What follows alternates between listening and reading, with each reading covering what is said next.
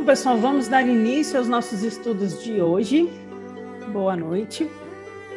Hoje vamos começar com o estudo do quinto livro do segundo códice da Biblioteca de Nag Hammadi. São 7 livros nesse códice, o códice 2.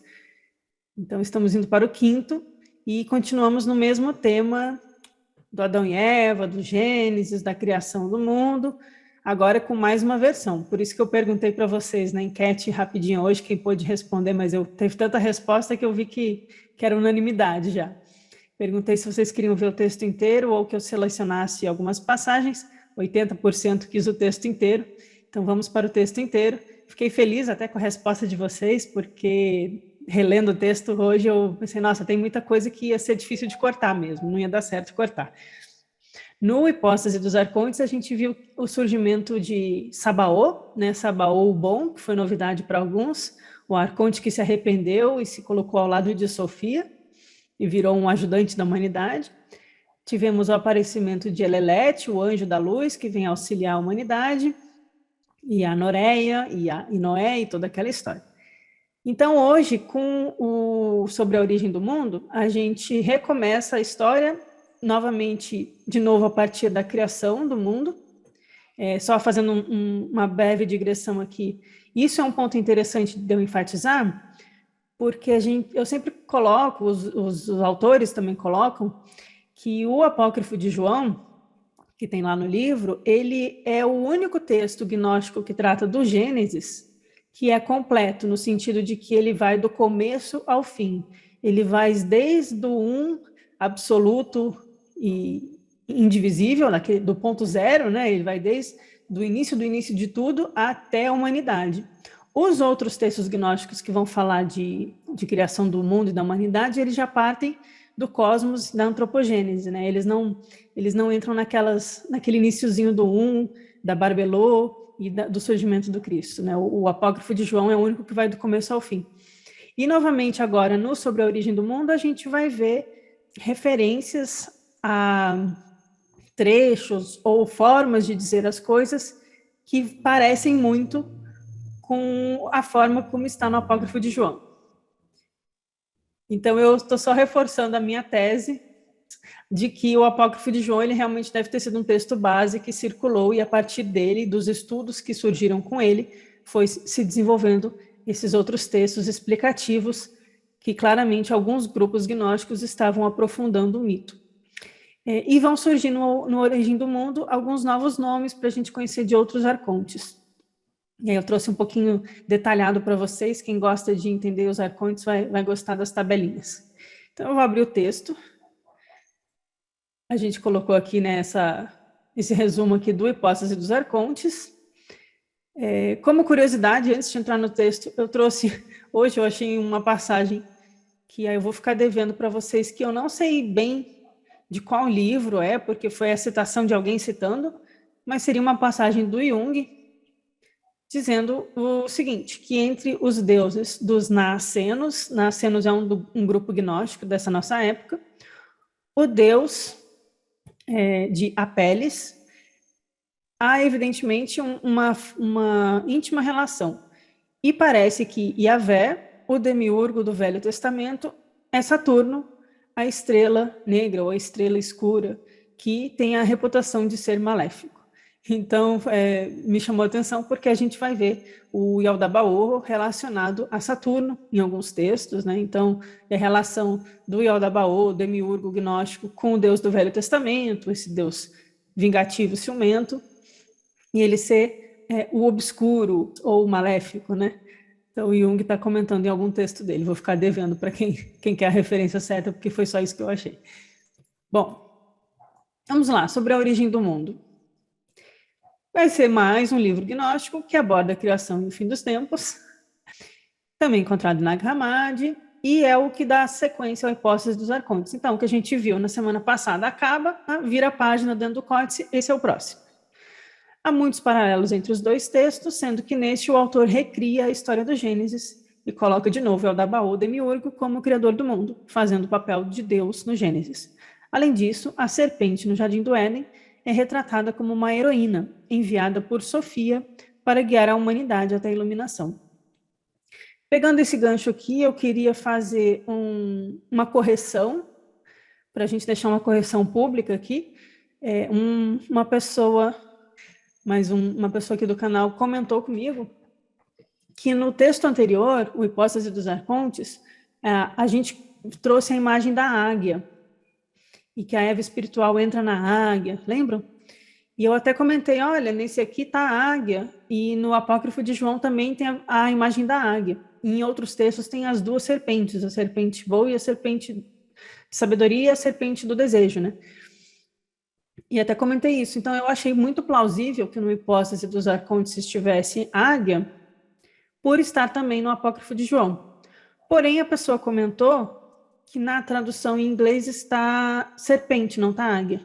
E aí eu fui checar nas duas traduções em inglês que eu tenho do Hipóstase dos Arcontes, e de fato está serpente.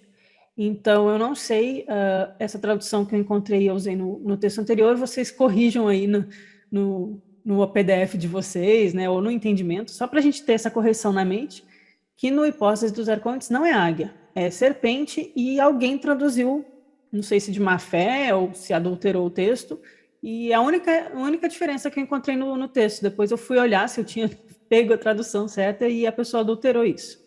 Então, no texto anterior, não é águia, é serpente também. Então, o único que aparece águia é no apócrifo de João. Agora, no Origem do Mundo, teremos também uma serpente, que é uma heroína enviada por Sofia para salvar a humanidade. A gente vai encontrar uma lista maior de arcontes sobre a origem do mundo. O pessoal na internet, eu me perco no Google, porque tem tanta imagem de Aldabaoth, eu acho que algum pessoal fez aí algum anime japonês, algum videogame, tem banda de heavy metal aí que usa o nome do Aldabaoth, descobriram o Aldabaoth no mundo pop.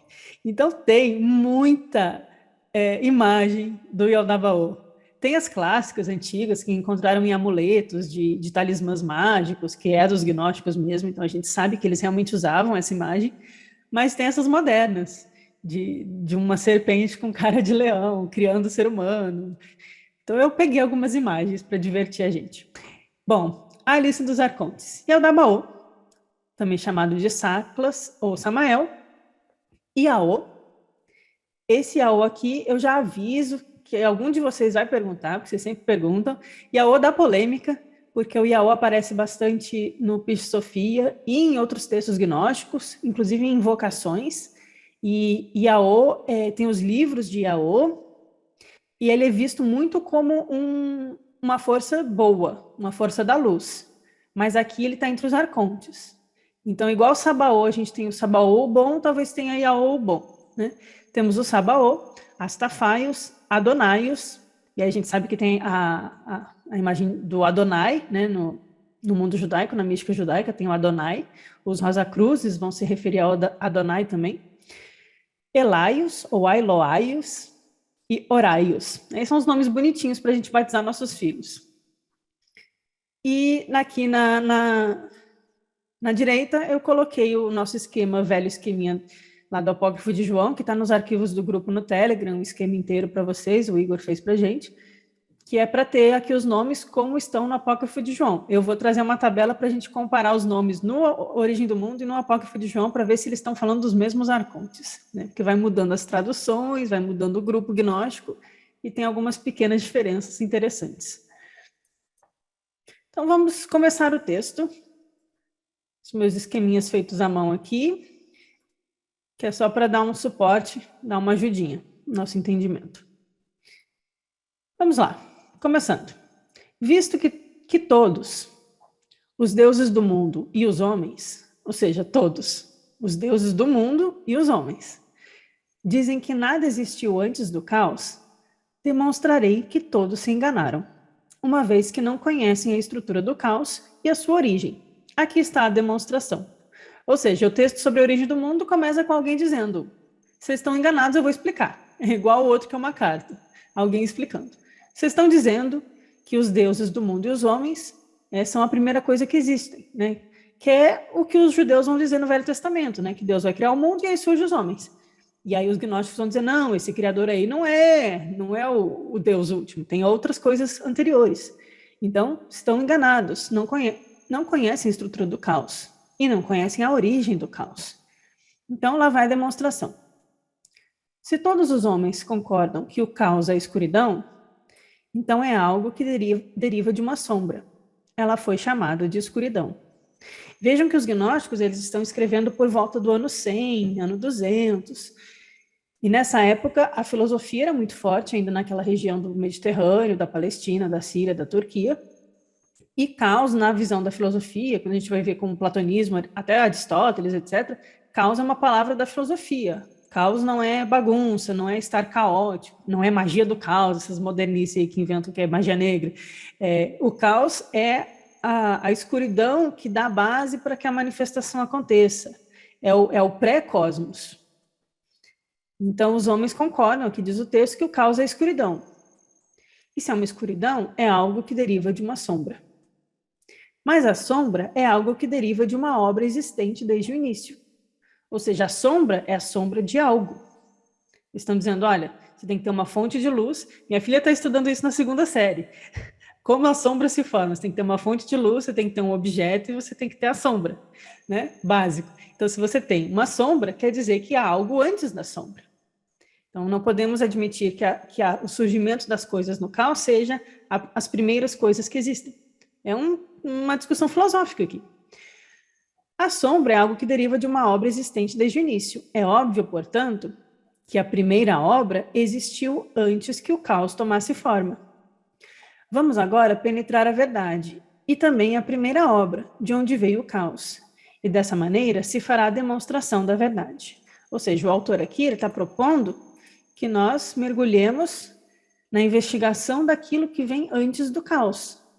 O que vem antes do caos é um mundo que a gente vai encontrar no hermetismo chamado de noético, no neoplatonismo também é chamado noético, o mundo do nous, ou o mundo do inteligível, em oposição ao mundo criado no caos. Né? Então, aquilo que vem antes, aquilo que é do pleroma, aquilo que veio primeiro. Então, o gnóstico está aqui numa profunda investigação metafísico-filosófica e esotérica. Após ter se completado a natureza dos imortais, a partir da natureza do infinito, uma imagem, então chamada Sofia, fluiu para fora de Pistes. Aqui a gente vai encontrar algumas diferenças entre os textos que a gente já leu antes, viu, gente? Não se apeguem muito no detalhe, senão a mente fica chateada. Então, aqui temos a ideia de que há os imortais, a natureza dos imortais, o infinito. Então, aquilo que vem antes do caos, a gente já tem 2 características, é infinito e é imortal. E surgiu Sofia, que veio para fora. Então, é aquele movimento de Sofia que a gente já conhece. Ela desejou que uma obra parecida com a luz que primeiro existiu passasse a tomar forma, e o seu desejo manifestou-se imediatamente através de uma imagem celestial, de incompreensível grandeza e que fica no meio, entre os imortais e aqueles que surgiram depois deles, como aquilo que está acima e que há um véu que separa os homens daqueles que pertencem à esfera superior. Então, a gente tem aqui um movimento de Sofia, que vem para uma esfera do meio, que eu pus aqui essas aguinhas aqui no meio. Então, é algo que fica entre os homens e os imortais. Lá no helenismo, a gente vai ter a ideia dos deuses, nos mitos da filosofia grega, né? Os deuses, os semideuses, os titãs. Então, os deuses são imortais, os humanos são mortais, os semideuses são filhos de deuses com mortais. Então, essa linguagem a gente também encontra nas mitologias. Os gnósticos estão falando como eles falam um mito, né? E a ideia de que a Sofia teve aquele desejo de criar o quê? Uma imagem parecida, ela queria fazer algo parecido com a luz que primeiro existiu. Então, a gente tem a luz do Pai, a luz do Cristo, a luz do Um, e a Sofia estava tão enamorada daquilo e tão empolgada que ela se move para fora e fala, vou fazer também. E aí a gente tem aquela história que ela cria sem a autorização do Um e tal. Aqui a gente está vendo em outro texto. E há um véu que separa os homens daqueles que pertencem à esfera superior. Então, para os gnósticos, essa história, quando eu falo que é mitológico, e aí eu vou falar de microcosmo e macrocosmo, eu sempre vou enfatizar isso com vocês, desculpa ser chato, mas é porque às vezes me perguntam assim, mas você acha que isso é só psicológico? Ou é só dentro de nós? Ou, mas isso não existe de verdade? Eles não são deuses? Não teve o surgimento do universo, do cosmos? E eu sempre vou dizer, é as duas coisas. Se a gente leva a sério os princípios do hermetismo, do corpus hermético mesmo, e essa ideia de que o que está em cima é como o que está embaixo, e o que está dentro é como o que está fora, a gente tem que assumir que falar do interno e do externo é a mesma coisa. Por isso os gnósticos vão descrever eventos externos para falar de aspectos internos da nossa psique, da nossa alma. E quando eu falo no aspecto psicológico, também está se refletindo naquilo que é no mito externo, né? Então, quando a gente fala de que há um véu e de que há uma imagem da luz, do homem da luz, que se manifestou, tudo isso também trabalha dentro da gente. E por isso que os gnósticos vão fazer esse trabalho simbólico de trazer os mitos, os símbolos, para despertar na alma aqueles símbolos que fazem parte da alma. E por isso o texto funciona como uma chave para o despertar. Me perdi. Hoje eu estou muito cheio de digressão, mas vamos lá. O éon da verdade já não tem sombra dentro de si. O éon da verdade são dos aspectos da esfera superior. Ah, sim, desculpa. Por que eu falei isso do micro e do macro, do externo e do interno? E isso do caos da esfera inferior e da esfera superior dos que são imortais.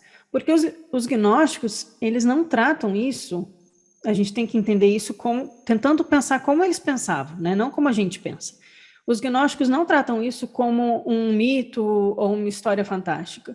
Eles tratam isso como realidades. Eles acreditam nisso, penso eu. Quando eles estão falando disso, eles estão falando de algo que aconteceu, não na história, não na geografia, não aconteceu historicamente na arqueologia, mas algo real. Então, eles realmente acreditam que há uma esfera superior na nossa alma e no cosmos, eles realmente acreditam que há forças no caos que lançam sombra sobre nós.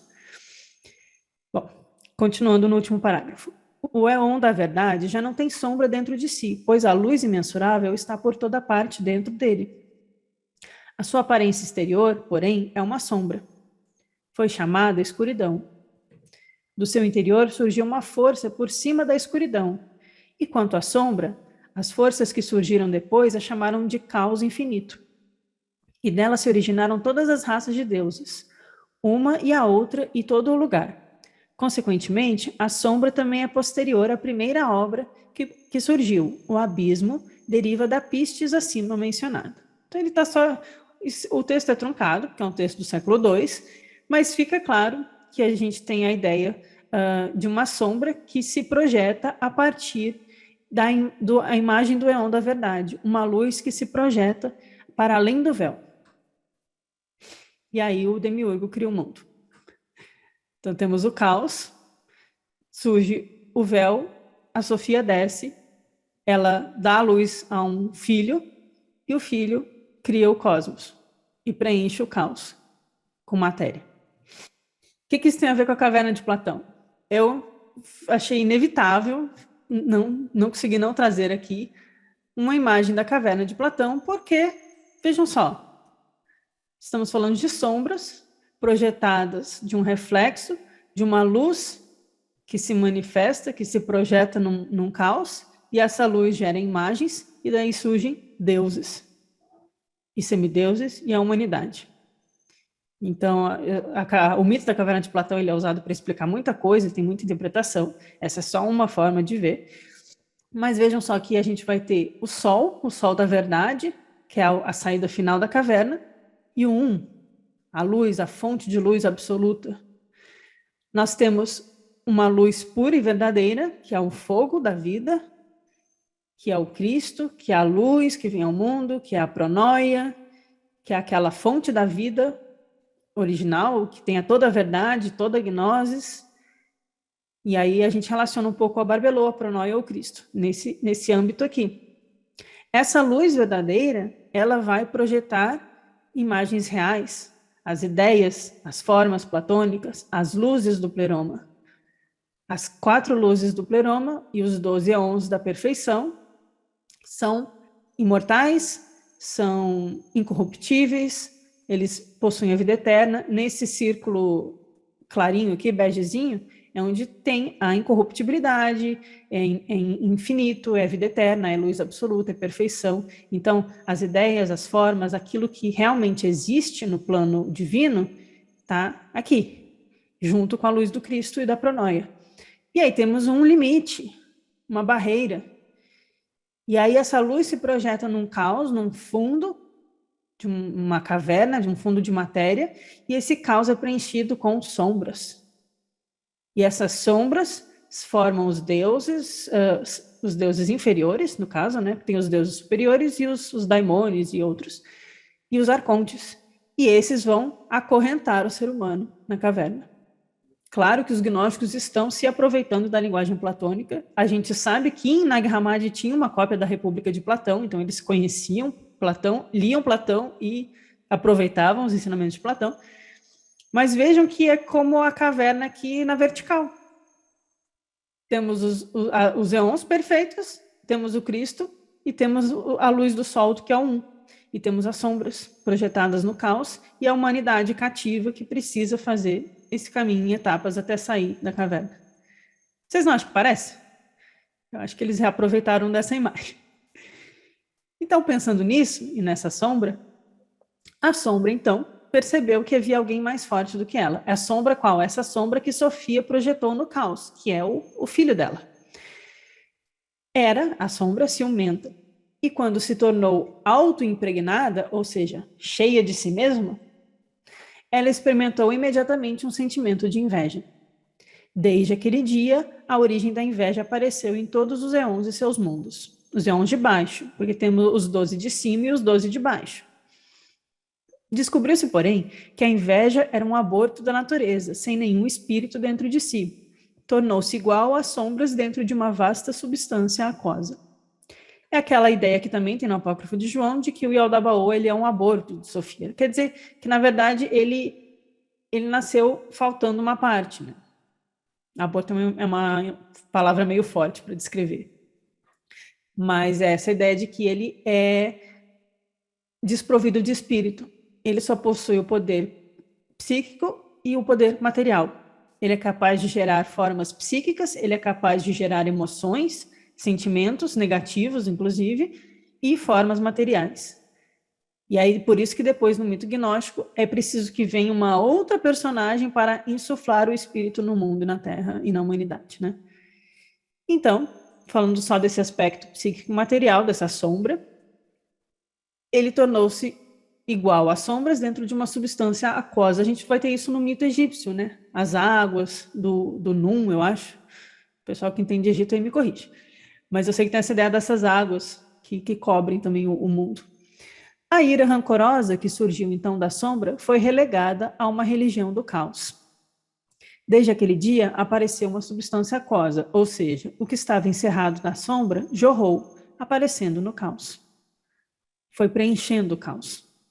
Da mesma forma que a secunda, já inútil para quem dá à luz uma criancinha, aqui deve ser a referência à placenta, cai e foi rejeitada a substância que da sombra se formara. A substância não saiu do caos, ficou dentro do caos, passando a existir numa parte dele.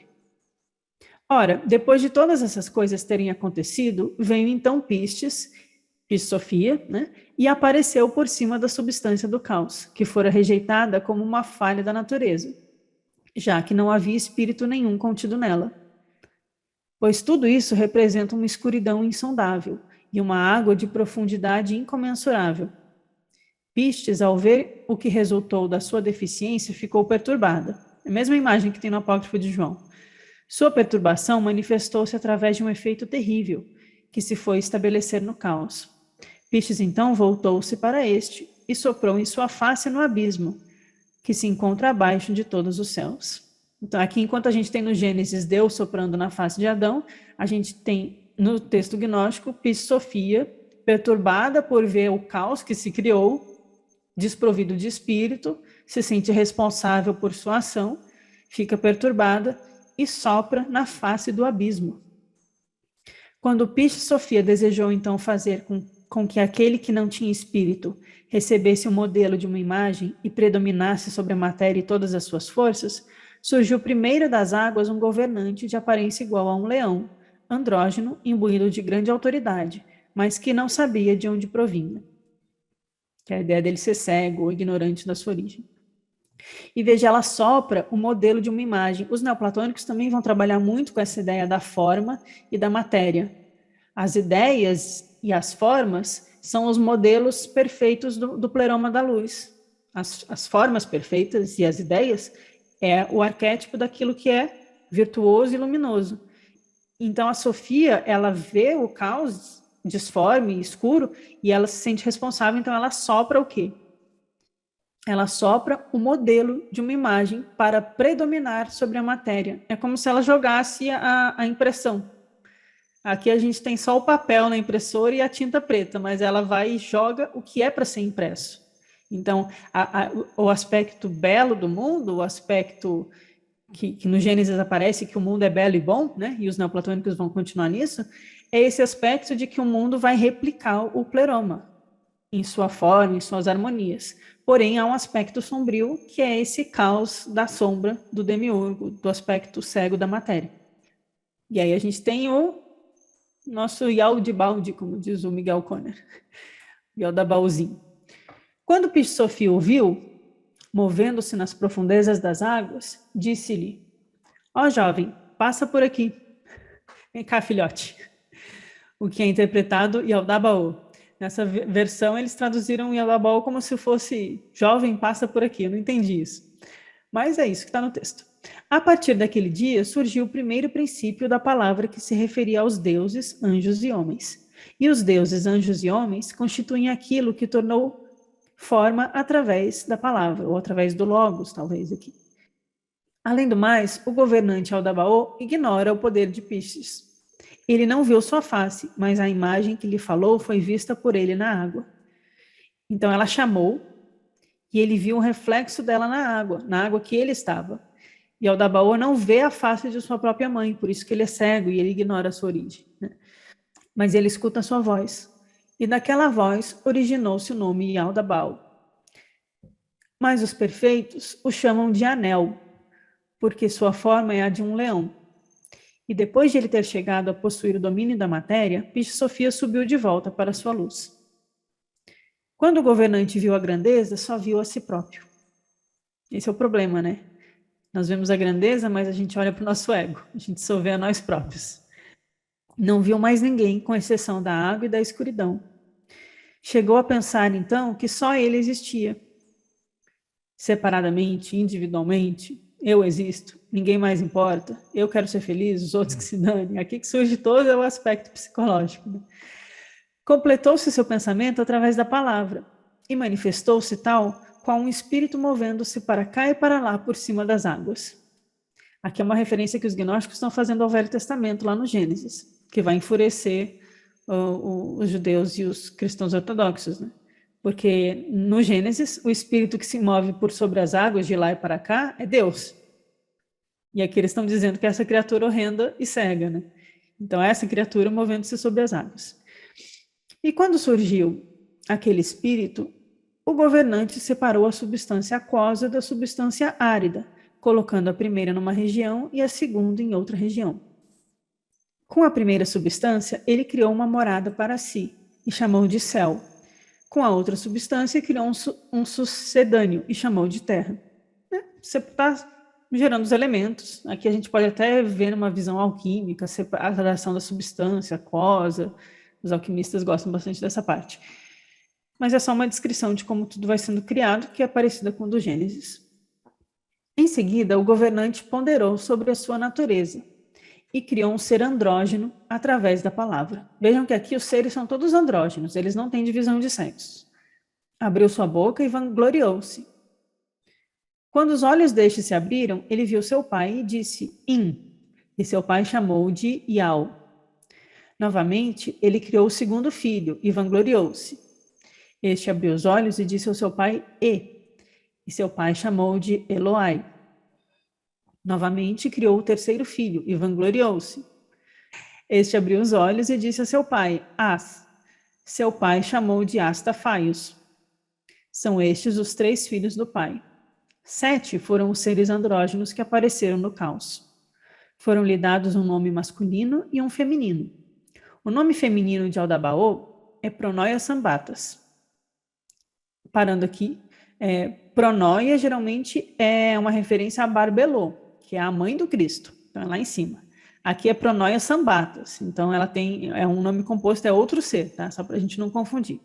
Isto é, a Hebdômada. Hebdômada é os sete céus, é o sétimo. Então, ele está dizendo que Eldabaô, com o seu nome feminino, está no sétimo céu. Quanto a seu filho, chamado Iau, seu nome feminino é autoridade. Né? Não sabemos como está no copta. O nome feminino de Sabaô é divindade. O nome feminino de Adonaios é realeza. O nome feminino de Eliaios é inveja. O nome feminino de Horaios é riquezas. E o nome feminino de Astafaios é Sofia. E aí a gente tem outra Sofia. Então, esses textos gnósticos deixam a gente meio zonzo com os nomes repetidos também. Estas são as 7 divindades dos 7 céus do caos. Ou seja, não é as 7 divindades do pleroma divino, é as 7 divindades dos céus do firmamento do caos. Elas surgiram como seres andrógenos, segundo a forma imortal que existirá antes delas, e de acordo com a vontade de Pistes, a fim de que a imagem daquela que existirá desde o início pudesse reger até o fim. Reforçando, então, elas surgem como seres andrógenos, mas o quê? Segundo a forma imortal que existe antes delas. Isso também é enfatizado no Apócrifo de João, que eles são criados a partir da forma como cópia das imagens perfeitas. Porém, eles possuem em si também a natureza da imperfeição por causa da escuridão, da sombra, da matéria. Mas eles são cópias das imagens perfeitas, para que possam reger até o fim. Então, é como se fosse um espelho mesmo. Né? E quem faz essa cópia é a vontade de Pistis Sophia. Ela, como a sabedoria, como a Sofia, que insufla a imagem perfeita no caos, a partir da estrutura que o Yaldabaoth permite que seja criada. Né? Então, ele é como... Ele dá a substância, né? Ele dá a base, mas é ela que imprime. Encontrarão a função destes nomes e a divindade masculina em o lado arcangélico de Moisés, o profeta. Os nomes femininos, porém, estão em o primeiro livro de Noraia, ou Noreia, né? Deve ser aqui. É engraçado, porque a gente acha nesses textos gnósticos essas referências a outros textos que a gente não sabe que textos são, porque não chegou para a gente. Então, no Apócrifo de João, Jesus está explicando justamente sobre os nomes dos poderes e as correspondências no corpo, para o João, no texto, e ele fala assim, você encontra lá mais no livro de Zoroastro, então procura lá se quiser mais detalhes sobre isso. Aqui no Sobre a Origem do Mundo, eles estão citando os nomes das divindades femininas e masculinas, e aí sugerindo pesquisar no lado arcangélico de Moisés e no primeiro livro de Noreia. Se algum de vocês achar isso um dia, traz para gente. Então, eu coloquei aqui na tabelinha o que ele disse aqui no texto, só para ficar fácil para a gente visualizar. Então, temos Yaldabaoth Pronóia Sabatas, que é a Hebdômada, o sétimo, Yaô, autoridade, Eloai, a inveja. É engraçado que tem coisas boas e ruins misturadas aqui, né? Astafaio, Sofia, deve ser um aspecto da sabedoria, se eu fosse pensar num aspecto microcósmico, né? Porque a gente tem a Sofia enquanto mãe de Aldabaoth, a gente tem a peixe Sofia que age no mundo, a gente tem a Sofia enquanto a alma que cai, e agora a gente tem o aspecto feminino do Astafaios, que também é Sofia. Então, a sabedoria tem muitos mistérios. Sabaoth, a divindade, Adonai, a realeza, e Horaios, a riqueza. Então, lá no Apócrifo de João, a gente vai ter parecido. Ó. A gente vai ter Adonai, Sabaoth, aí tá junto, ó. Aqui é o mesmo. A gente vai ter Yaô, a gente vai ter Astafaios também, Eloaio também. Temos Atote, que não está sobre a origem do mundo, e Caim e Abel, aqui está substituindo Horaios. Acho que é não, Yaô não. Bom, enfim, a gente vê que tem alguns diferentes e alguns repetidos. Então, me parece que eles estavam meio que falando da mesma coisa, mas os nomes que chegam para nós, às vezes, fica meio sem saber se é desse ou daquele que está falando, né? Então, essas são as divindades dos 7 céus do caos, que é o nosso mundo. E aí, para divertir vocês, eu trouxe essa tabelinha para a gente destrinchar ela um pouquinho juntos, agora com os nomes também do Sobre a Origem do Mundo. Vamos à tabelinha. Vocês gostam de tabelinha, gente? O pessoal geralmente gosta. Vamos conhecer melhor, então. Eu estou sempre falando dos arcontes, e já que esse texto agora trouxe o nome de 7 arcontes com nomes masculinos e femininos, e eu estou sempre enfatizando, né, que eles têm qualidades e defeitos, pensei em a gente fazer um exercício aqui de conhecer um pouquinho mais os arcontes antes de continuar o texto, né? Então, vamos lá. Temos a Thoth, que é um nome, aí temos o nome corporal do arconte planetário. E isso faz uma referência aos dias da semana. Só deixando claro, essa tabela da esquerda é do Apócrifo de João. E aqui, essa da direita com os nomes, é do Sobre a Origem do Mundo.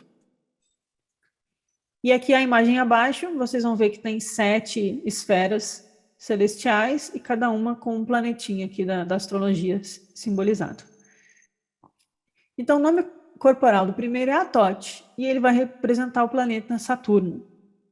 Em outros sistemas, o Yaldabaoth vai ser o Saturno. Vocês vão, inclusive, encontrar talismãs com a imagem do Yaldabaoth e o símbolo de Saturno cunhado ao lado, né? Então, a gente tem o Saturno, o Atote, que tem cara de ovelha. Por que eles têm essas caras de animais? Não sei. Deve ter algum motivo mágico, esotérico. Os egípcios usam muito, né? Anubis, Horus, etc. Eles têm caras de animais, então é um modo de representar mesmo os deuses ou as forças celestiais. Mas o fato é que no Apócrifo de João, os arcontes vão ter essas caras de animais. O vício dele vai ser o engano. Então aqui é um klesha do budismo, é um defeito, um vício, uma corrupção da nossa mente que precisa ser vencida. Então a gente tem que tomar cuidado com o engano, com as visões errôneas.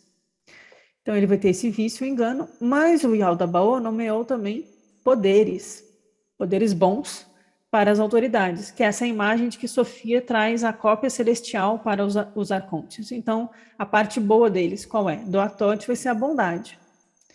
E o Atote vai ser correspondente aos nossos ossos, ao criar o homem celestial, né, em nossa cópia. Temos aqui o Armos, que é o Eloaios. Aqui no Origem do Mundo, o Eloaios vai ter a inveja relacionada a ele, e aqui vai ser a injustiça. Então, vocês vejam que nem sempre a tabela vai ser correspondente.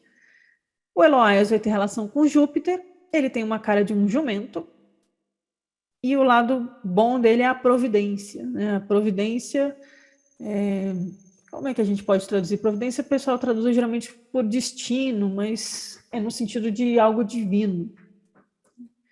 Não sei. E ele rege os tendões.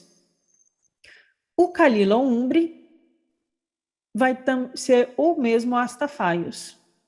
Aqui Astafaios vai ser regente de Marte, vai ter o cara de hiena e vai ser a força da raiva agindo em nós. E o lado bom dele vai ser a divindade. Então ele tem algum poder divino que pode ser evocado. Porém, vejam só, aqui o Astafaios ele vai ser o nome feminino de Sofia, e a divindade está mais relacionada a Sabaoth, no Sobre a Origem do Mundo.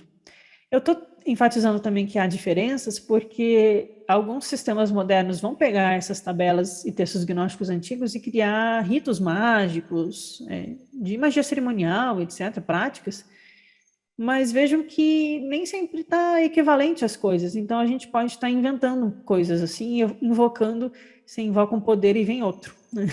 Então pode dar errado as coisas, tomar cuidado com essas coisas também. E ele vai reger a nossa carne.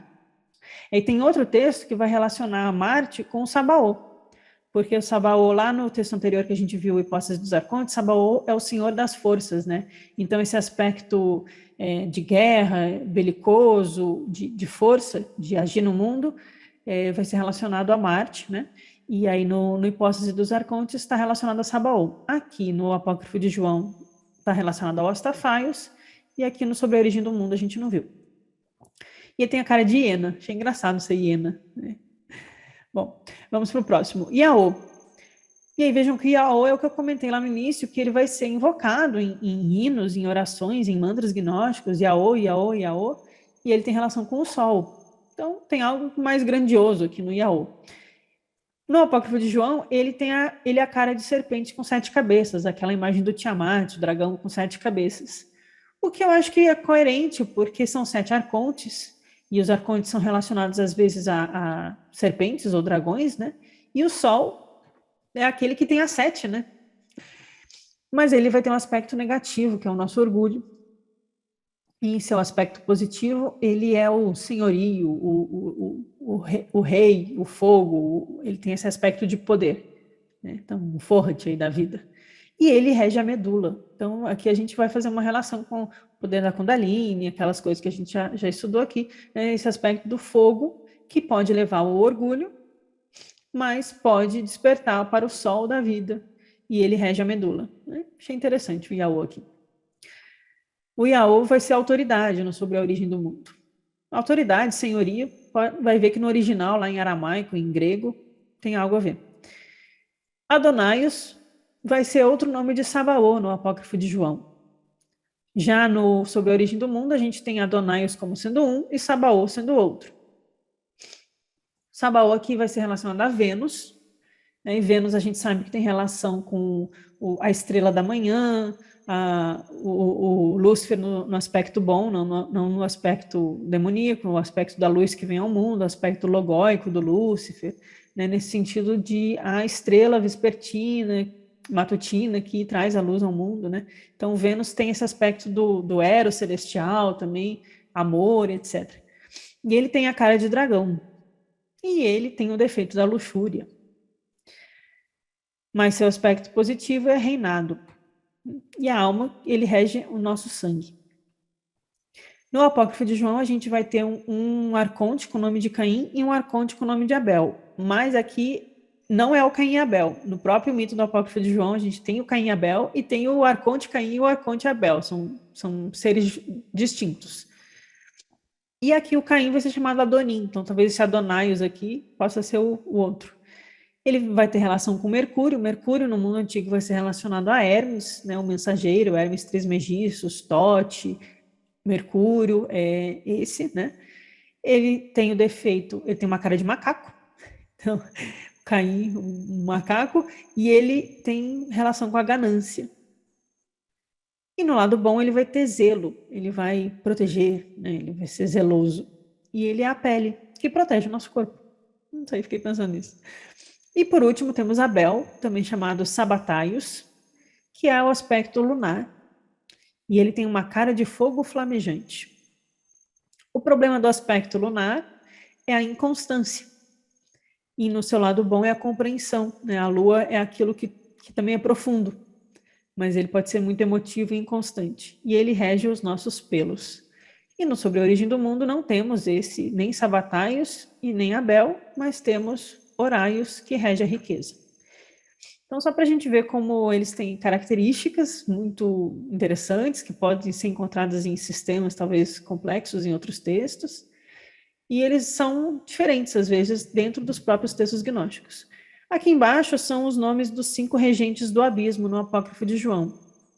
Os 5 de baixo são mencionados no Hipótese dos Arcontes, mas não é dado muita atenção a eles porque eles regem os submundos, digamos assim, né? Então tem Belial, que é a imagem do mal, né, no mundo judaico, Belial, e esses outros que regem os aspectos inferiores, né, mundos dos mortos, infernos, ou o aspecto do mundo dos animais, rege as almas dos animais, algum aspecto mais assim que não atinge tanto a humanidade. Bom, vamos voltar para o texto sobre a origem do mundo. Graças ao seu grande poder, o primeiro pai, Yaldabaoth, criou para cada um de seus filhos, através da palavra, céus formosos que serviriam de moradas, e para cada céu, glórias extraordinárias.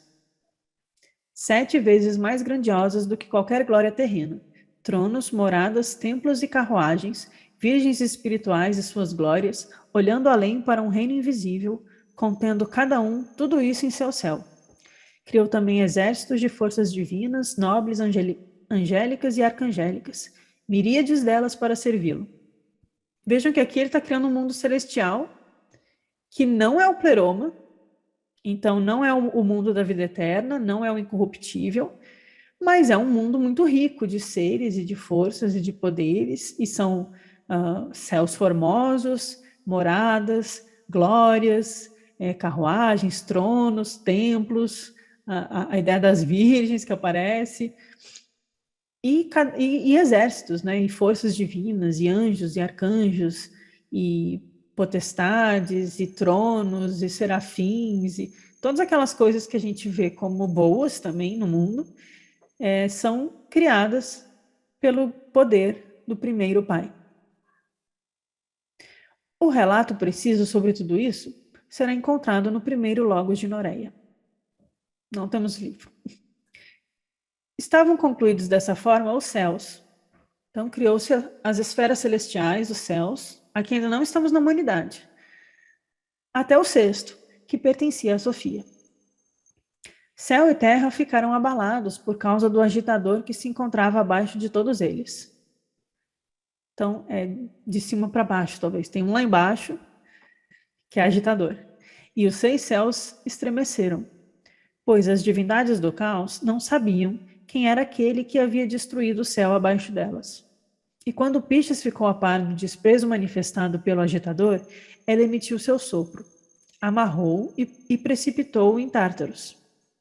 Desde aquele dia, céu e terra consolidaram-se graças a Sofia de Aldabaú, aquele que se encontra abaixo de todos eles. Depois de terem retificado os céus, suas divindades e todos os do seu governo, o primeiro Pai enalteceu-se e foi glorificado por todo o exército de seus anjos.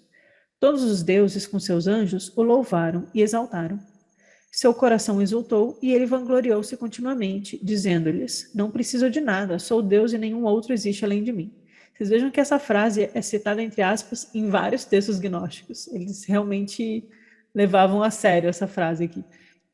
Aqui me parece aquela cena que a gente viu terça passada no Hipóstases dos Arcontes, quando Sabaoth se arrepende e é colocado num trono junto com Zoe, a vida, lá no alto, no sétimo céu, e Sofia castiga o Yaldabaoth jogando ele para baixo.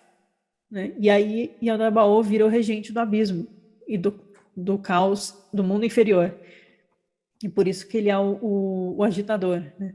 Então ele é que é a imagem do diabo que chegou na Idade Média. Né? Ele vira o regente do submundo, ele vira o regente dos arcontes das trevas, dos seres do caos, naquele aspecto negativo.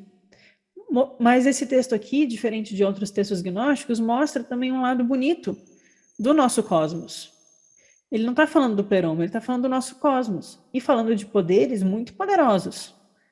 Que a gente é capaz, os gnósticos sempre vão enfatizar isso, que a gente é capaz de se tornar como esses poderes e superá-los, porque nós temos a centelha crística. Porém, são poderes fortes, e é daí que as forças dos grandes magos da humanidade vão vir. Quem trabalha com cura, com arcanjos, com anjos, são esses seres aqui, do mundo, dentro do Ouroboros. Vejam que nessa imagem aqui, a gente tem a Virgem Sofia, assim, mandando forças para as esferas do plano terrestre, do plano sensível. E aqui os deuses e os anjos louvam e exaltam todos esses seres que são gerados. Então, há algo, me passa essa impressão, vocês não sentem isso também? Que há algo de positivo também sendo descrito nesse mundo. Mas Yaldabaoth, novamente, igual no Hipóstases dos Arcontes, sendo jogado, amarrado no Tártaro. O Tártaro é um sinônimo para o Hades, né? É o submundo, é os infernos. Vamos lá. Mas ao proferir essas coisas, quando Yaldabaoth disse, eu sou Deus e não há outro além de mim, ele peca contra os imortais, os que não perecem, e estes o protegeram. Além do mais, ao constatar a impiedade do governante principal, Pistes encolerizou-se. Sem ser vista, disse ela, engana-te, Samael, isso é, Deus, o Deus cego. Um homem iluminado e imortal existe diante de ti. Ele aparecerá revestido de vossos corpos moldados. Ele esmagará-vos-á da mesma forma que o barro do oleiro é esmagado.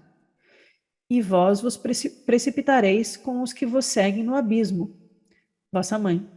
Aqui a mãe no sentido de o abismo, a mãe matéria, né? Porque, na consumação de vossas obras, qualquer deficiência surgida com relação à verdade irá se dissolver, e se extinguirá, e será como se não tivesse sido. Ou seja, há um fim. há uma impermanência, há um fim de um ciclo, isso vai ser extinto, isso não é da vida eterna, isso não é do incorruptível, né? Isso vai acabar. Após ter dito essas coisas, Piscis revelou a imagem, né, de sua grandeza nas águas. E assim ela se retirou, subindo até a sua luz. No entanto, ao ouvir a voz de Piscis, Sabaô, o filho, mesma história aqui, ó, o filho de Aldabaô, a venerou e condenou o pai, baseado na palavra dela. Glorificou-a por ela ter lhes contado a respeito do homem imortal e de sua luz. Piscis Sofia, com seu dedo apontado, derramou nele uma luz gerada pela sua própria luz, para a condenação de seu pai. Além do mais, ao receber a luz, Sabaô recebeu um grande poder contra todas as forças do caos. Então aqui a gente tem o tema de que ele profere uma mentira, porque ele se declara o Deus, né? Declara a si mesmo. Aí a Sofia fica encolerizada com ele, fica indignada, né? Como assim? E vai lá dar uma lição no filho e chama ele de Samael, que é o deus dos cegos. E aí ela afirma a existência do Antropos. Lembra do homem celestial, o Antropos primordial, a imagem que é copiada, que é o que nós precisamos nos tornar para nos tornarmos como ser, nos iluminarmos, né? É o homem iluminado que existe, que é imortal, que é andrógeno, o Antropos que existe. E é esse que aparece revestido de vossos corpos moldados. E aqui, ó, nesse tema aqui, me parece que é o trazer para a consciência do Yodabaô que a humanidade vai superar ele. Porque o homem, nós, né, a humanidade é criada à imagem do Antropos celestial. E aí os corpos moldados, criados pelo Yodabaô, vai aparecer na forma do homem celestial. E este irá esmagar Yodabaô. Nós vamos vencer ele, né, nesse sentido. O tema do abismo e aí a Sofia revela a imagem de sua grandeza nas águas e ela sobe acima do sétimo céu. Então ela volta ao seu local de origem e fica regendo o cosmos com uma sabedoria que nos liberta da ignorância do caos, né? Então ela que vai reger o nosso mundo nesse sentido.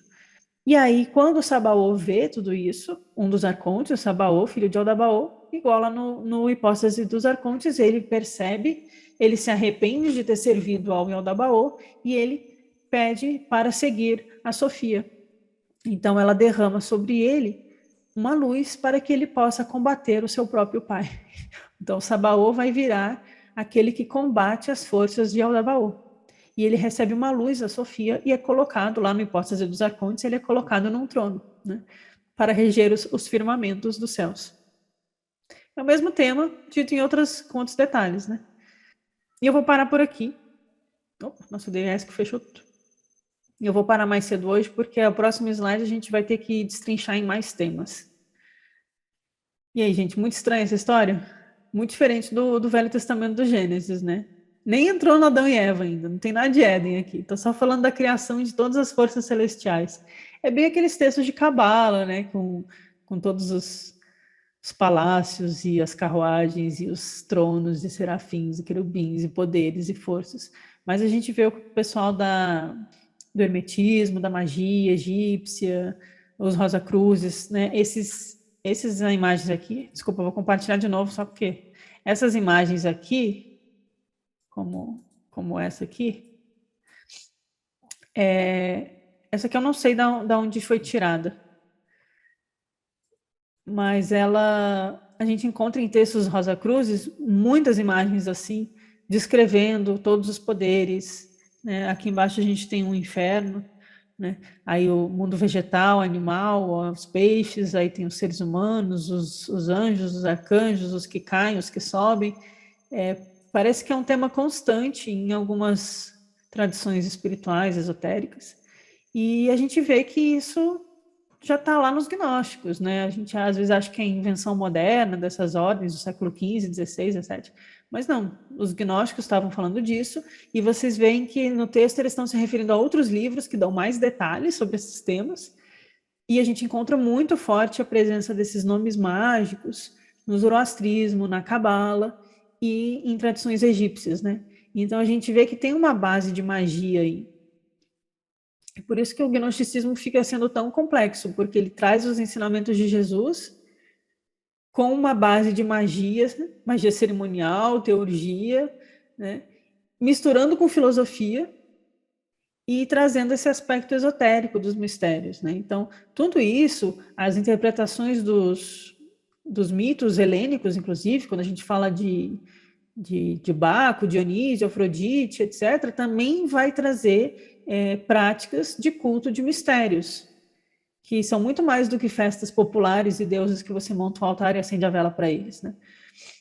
Mas fica claro para os gnósticos que eles vão sempre diferenciar uma hierarquia de seres celestiais, de poderes que são tanto da luz quanto das trevas no nosso mundo, e um limite, um véu, umas águas, que vai separar um outro mundo, que é mais supremo ainda, que é onde estão os verdadeiros deuses, onde estão as verdadeiras luzes. Então, os gnósticos não vão chamar de tudo de mundo espiritual, né? Que nem a gente chama hoje em dia, qualquer coisa é mundo espiritual. Mas não, eles têm aspectos que são infernos, aspectos que são inferiores à humanidade, aspectos que estão junto da humanidade, como forças que trabalham com seres humanos, aspectos superiores que ainda também não são totalmente perfeitos, e um limite que leva realmente aos seres perfeitos, né? E por isso que os gnósticos também vão chamar os seus iniciados de os perfeitos, porque eles usam essa linguagem dos seres perfeitos, dos seres divinos, dos seres incorruptíveis, que têm a vida eterna, que se tornaram vivos, como esses que passaram além do véu, além do limite. Então, só para enfatizar isso, que existem divisões, né, nesses mundos celestiais para os gnósticos, não é tudo a mesma coisa, e existem formas da gente ir entendendo isso.